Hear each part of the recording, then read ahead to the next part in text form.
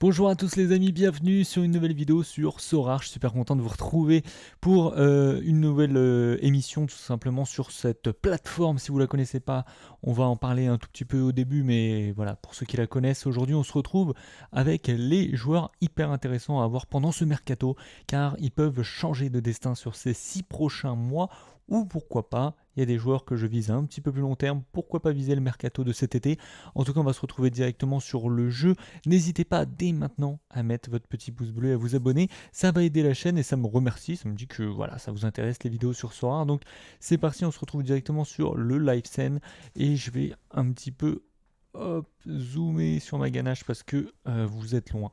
Voilà, on se retrouve du coup sur ma galerie. Je vais vous montrer un petit peu les joueurs sur qui j'ai investi en me disant qu'il peut avoir une plus-value sur le court, moyen ou long terme. Donc j'ai un peu envie de voilà, vous faire une vidéo sur où j'en suis en ce moment, quel est un petit peu mon mood sur Sora. Et d'ailleurs, on va commencer avec ça. Avant de vous parler des joueurs, tout simplement, quel est mon mood actuellement? Je suis en train d'essayer d'économiser. Je fais beaucoup de ventes. Vous voyez, aujourd'hui, je viens de récolter cette somme assez rondelette. J'ai pas mal d'offres. Et tout simplement, si on va dans mes notifications et qu'on regarde les joueurs vendus, je vends en balle. Et Nabil Bentaleb, je voulais vous en parler tout simplement parce que c'est typiquement le type d'investissement que je fais là en ce moment et c'est ça que j'ai envie de vous parler dans cette vidéo. L'Amil Bentaleb, je l'ai acheté relégué avec Schalke, bon joueur moyen on va dire, allez, un joueur suffisant pour la Ligue 1 qui était libre de tout contrat. Alors forcément il servait à rien. Moi je l'ai acheté à un prix très très bas. Voilà, le 14-04 2021, prix très très bas, je crois, un truc, une trentaine d'euros. Il jouait pas, il sert à rien. Et vous voyez, je viens de le vendre à un prix assez élevé, 247 euros. Pourquoi il est parti? Tout simplement puisque là, il vient de signer à Angers et tout simplement, il y a des gens qui se disent bah peut-être il va dérouler à Angers, ça va devenir un très bon joueur et que lui, au lieu enfin il l'a acheté 247, il va peut-être le vendre 400. Moi, en tout cas, j'ai pas fait ce choix parce que, étant donné qu'on n'a aucune information sur sa forme, sur son niveau actuel, j'ai préféré encaisser en me disant voilà, je peux dès maintenant faire une très très grosse plus-value. J'ai dû l'acheter voilà 30 euros, je le vends 247, on encaisse, il n'y a pas de risque de il revient et finalement il est pas bon. Voilà, il y a pas mal de joueurs que je vends. Pourquoi je vends? Tout simplement, j'ai envie d'économiser et d'avoir moins de joueurs parce que vous allez voir, j'ai beaucoup de cartes et tout simplement, j'aimerais avoir des cartes de meilleure qualité, donc moins de cartes, mais être beaucoup plus compétitive dans mes Game Week. Alors, pour ceux qui ne connaissent pas Sorare, Sorare tout simplement, c'est un jeu de football fantasy. Vous achetez des cartes, c'est un petit peu voilà, un mode carrière sur FIFA ou un football manager. Vous achetez des joueurs et tout simplement, vous espérez qu'ils soient meilleurs que quand vous les avez achetés. Comme ça, vous pouvez les revendre plus cher. Vous pouvez aussi faire votre composition d'équipe. Je vous montre. Donc là, par exemple, moi j'ai fait mes compositions d'équipe pour ce week-end. Et lorsque les joueurs jouent dans la vraie vie, ils gagnent des points et vous pouvez gagner des cartes que vous pouvez revendre. Enfin bref, vous pouvez gagner un maximum d'argent. Je vous invite, si vous ne connaissez pas Sora, à regarder d'autres de mes vidéos. Et je vais vous parler bien sûr du lien de parrainage que vous allez retrouver en description. En vous inscrivant, vous allez avoir une carte gratuite, une carte limitée gratuite. Et tout simplement, moi aussi, d'ailleurs, j'en fais gagner une dans ces vidéos parce que c'est des cartes, moi, qui ne me servent pas à grand chose. Donc, on va faire gagner la dernière que j'ai eue, qui est celle-ci. Donc, c'est un défenseur de 23 ans qui joue en Allemagne, au Hertha. Donc, si vous voulez gagner cette carte, mettez-moi un max de commentaires. Et tout simplement, dans la prochaine vidéo, je tirerai quelqu'un au sort. Tout simplement bah voilà, pour gagner cette carte. Donc n'hésitez pas, c'est en commentaire et je vous attends en commentaire. Bombardez pas, hein, mettez pas des spams, mais tout simplement je choisirai quelqu'un au hasard pour gagner cette carte. On passe sur notre sujet principal, des joueurs intéressants à acheter tout simplement avec ce mercato. Vous en voyez deux, les deux premiers, tout simplement Tecatico, alors moi je l'appelais plutôt Corona, alors peut-être qu'il a dû changer de nom à cause du Covid, je ne sais pas, mais Corona qui est boycotté à Porto tout simplement parce qu'il est en fin de contrat et que tout simplement il va partir, il ne veut pas renouveler, donc le FC Porto a décidé de ne plus le faire jouer, étant donné qu'il préfère valoriser d'autres actifs qui sont titulaires.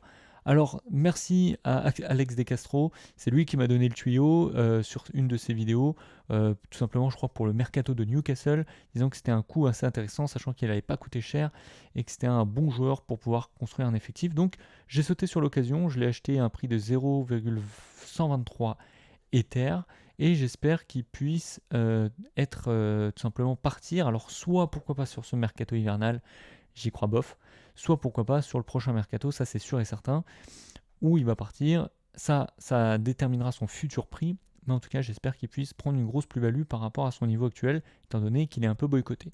Isco également, il y a pas mal de rumeurs qu'il l'enverrait, pourquoi pas à Séville, pourquoi pas en Angleterre.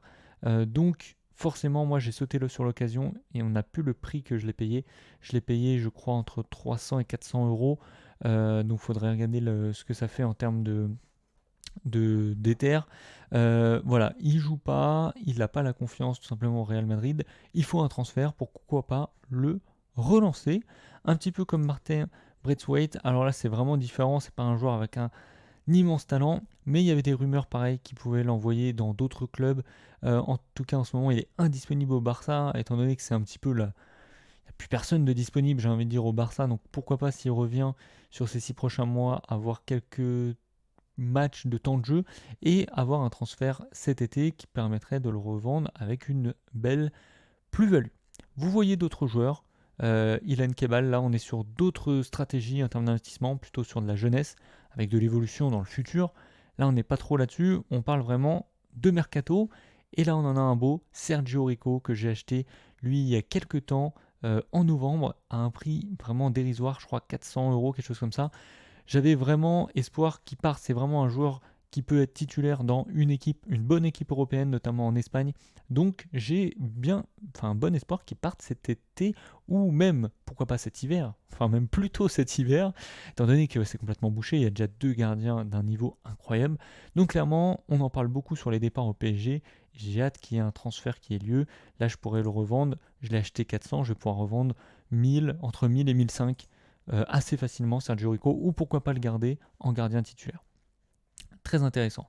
Zagadou, on était sur plutôt un retour de blessure, il était encore blessé où je l'ai acheté, donc c'était assez intéressant, donc vraiment un autre style en termes d'investissement. Corentin Tolisso, c'est clairement le cas, c'était mon objectif. Je l'ai acheté quand il était encore blessé, qu'il jouait plus au Bayern. L'objectif, c'est surtout de viser le transfert. C'est clairement un joueur qui peut partir. Je l'ai acheté du coup en octobre à un prix assez bas. J'ai plus en tête. Là, j'essaie de le revendre parce que forcément, comme il y a des rumeurs dans tous les sens, son prix est assez élevé. Et moi, j'ai une stratégie de revente.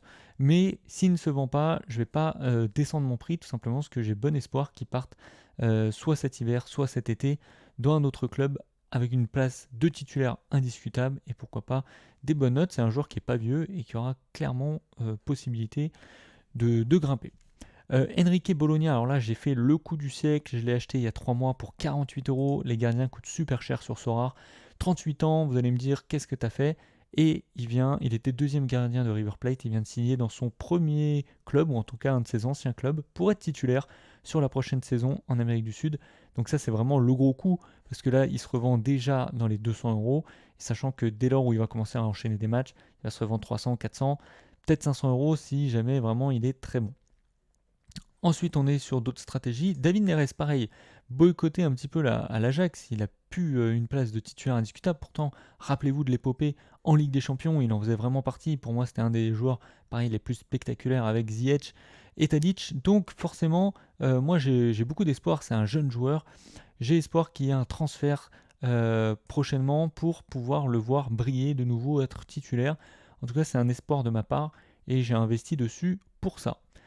La même chose pour Luka Jovic, un joueur que j'ai acheté il y a quelques mois. Là maintenant ça y est, il commence un petit peu à jouer, même s'il n'est pas bon parce qu'il fait des bouts de match, il fait des rentrées. Mais clairement, acheter 300 euros sur Sorare, je pense que c'était vraiment un beau coup à ce moment-là, puisque dès lors où il va avoir peut-être plus de confiance au Real Madrid, ou pourquoi pas un transfert définitif dans un autre club. On l'a vu quand il est parti en prêt à Francfort, dans son ancien club. Il a recommencé à marquer des buts. Donc franchement, lui, je suis très content d'avoir fait ce pari à l'époque, parce qu'il y a clairement moyen qu'il fasse quelque chose. Je regarde ensuite, hein, bien sûr, il y a pas mal de joueurs qui ne sont pas dans cette logique de transfert. On a un Ferro qui peut être intéressant pour vous, complètement boycotté à Benfica. Changement d'entraîneur. Est-ce qu'il ne peut pas revenir un petit peu dans l'effectif, ou en tout cas peut-être avoir un transfert sur le moyen terme? En tout cas, c'est un joueur que vous pouvez avoir pour pas très cher, avec un espoir de plus-value si jamais tout simplement il y a du mieux dans le futur. Ça, il y a pas mal d'espoir. Vous pouvez faire pareil sur Islam Slimani qui n'a pas la pleine confiance à l'OL, pourquoi pas un transfert. Thiago Mendes, pourquoi pas un retour au pays. Alors, je ne sais pas si vraiment son prix augmenterait drastiquement, parce que c'est pas un joueur hyper offensif. On sait que sur Sora, plus les joueurs offensifs qui ont des bonnes notes. On va avoir. Qu'est-ce qu'on va avoir d'autre? Pourquoi pas un Julian Draxler? Je ne sais pas son prix actuel. Moi, je l'avais payé peut-être un peu cher à l'époque. Tenez, on va aller regarder un petit peu son prix. Draxler, à l'époque, on était sur. Voilà, on est déjà plus. Il y a déjà une petite plus-value. On en parle au Barça. Alors, franchement, moi, j'y crois bof à tout ça, mais why not? En tout cas, moi, je vais surveiller ça. Si ou non, il y a un prix intéressant à aller chercher, vous inquiétez pas que je vais aller le prendre directement. On va aller directement un petit peu plus loin. Avec en termes de transfert, qu'est-ce qu'on peut avoir d'intéressant? Pour l'instant, je vois rien. Je vois rien. Tout ça, c'est pas annoncé en tant que transfert. Hop, je crois que j'ai loupé la page 3. Ouais, j'ai loupé la page 3. Ça, c'est des joueurs qui ont déjà éclos. C'était surtout sur la première page, hein, c'est mes derniers achats. On parle beaucoup du coup de belles plus-values. Non, Dries Mertens, je pense qu'il va avoir la confiance à Napoli. Donc je ne vais pas le mettre dans cette catégorie-là. Et les autres joueurs non plus. Ici on arrive sur la dernière page. On a un James Sands, je crois qu'il vient de signer au Glasgow Rangers. Donc pourquoi pas avoir quelque chose d'intéressant dans le futur. À voir, j'avoue que j'avais pas été bien informé. Malang Sarr, est-ce que Chelsea va décider de le prêter de nouveau pour lui redonner sa chance? Ça, rien n'est moins sûr. James Sands, est-ce qu'ils ont notifié? Ils n'ont pas encore notifié son transfert. Je ne sais pas si son prix évolue. Son prix a l'air d'avoir évolué un petit peu, hein. Il a pris en valeur. Comme vous pouvez le voir, moi, je ne l'avais pas payé ce prix-là. Je l'avais payé 33 euros. Donc forcément, grosse plus-value en vue. Je vais attendre de voir. Peut-être qu'il va faire... C'est vraiment une des grosses pépites, hein, des États-Unis. Donc je n'ai pas envie de me presser à le vendre à tout prix. Attendre plutôt de voir est-ce qu'il fait des bons matchs du coup en Écosse. Et pourquoi pas faire une plus-value encore plus importante. J'aimerais maintenant vous montrer tout simplement sur mon club les joueurs qui me semblent intéressants sur le point de vue de la compétition. Si vous commencez sur Sora, il y a un petit conseil que je peux vous donner en bonus sur cette fin de vidéo, c'est simplement de miser sur une équipe totale. Alors pourquoi je dis ça? Regardez ce que j'ai fait par exemple sur ce Challenger Europe en Limited, donc c'est les cartes les moins chères. J'ai mis toute l'équipe du Sporting. La dernière fois, c'est ce que j'ai fait et ça m'a réussi parce que j'ai fini super bien classé. Tout simplement, si le Sporting ce soir met une toise à Santa Clara, et bien tout simplement, tous les joueurs vont avoir des bonnes notes et je vais avoir beaucoup plus de chance que sur, par exemple, Challenger Europe où j'ai un joueur de Porto, un joueur de Benfica, un joueur de Fenerbahçe. Enfin, vous voyez ce que je veux dire? En gros, tout va dépendre là d'un seul club. Et donc s'il fait un gros match, s'ils mettent 4-0, tout simplement, j'ai beaucoup plus de chances que là, vous voyez, c'est que des clubs différents. Donc c'est beaucoup plus compliqué d'avoir un alignement des planètes.